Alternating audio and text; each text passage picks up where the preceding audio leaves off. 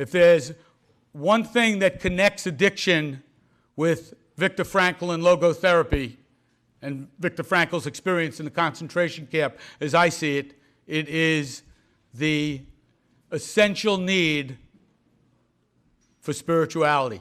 Spirituality through pain, through suffering, and there's a tremendous connection with pain and suffering for the addict.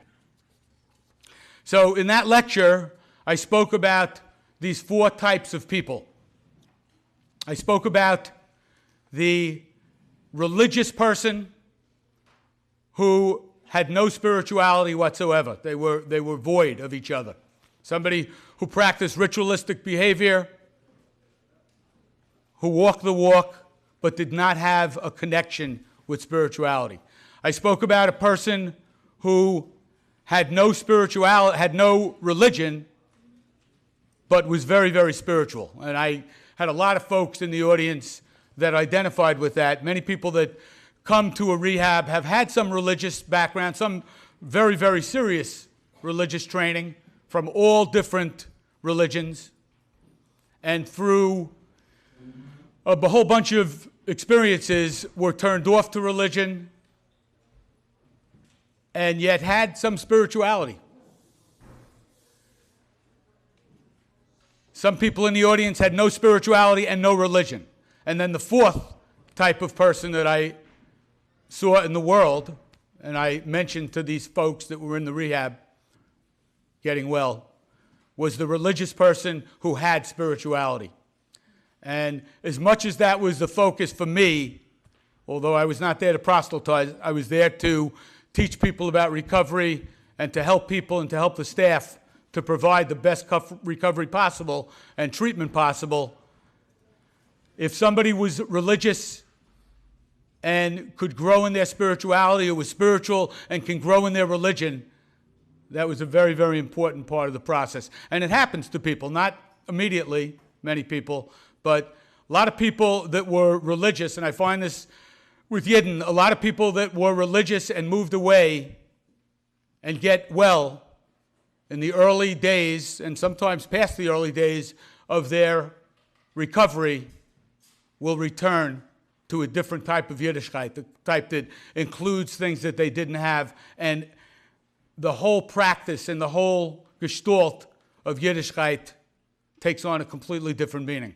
And that's a bracha about addiction, because I fear to say a lot of those people would never have gotten to this level, this madregas of connectedness with Yiddishkeit.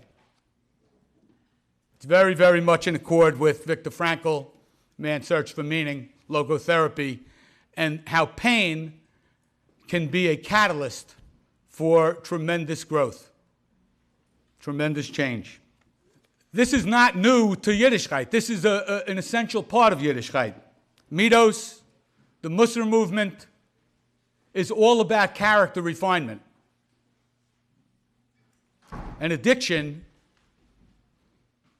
is generally about losing character and violating values and being involved in behaviors that really are the antithesis of midos. And addiction ends in very, very tragic ways, as we know only too well, only too recently in this culture, in this community that we live in.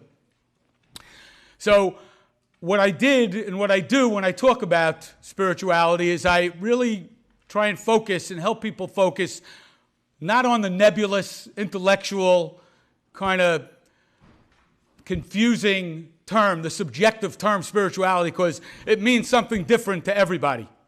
It's so subjective. What I do is I ask people to look at what does it mean to be spiritual, to talk about an action. That's what midos are about. Midos are not an ideological phenomenon in my opinion. They are a concrete, tangible set of behaviors. And so with the patients, we would go through this exercise of identifying what it means to be spiritual, to behave spiritually. And I had a big whiteboard in the front of the room, and there were 70 people sitting, and I'd ask people to just throw out, we brainstormed, if you will, to throw out characteristics about spirituality. What does it mean?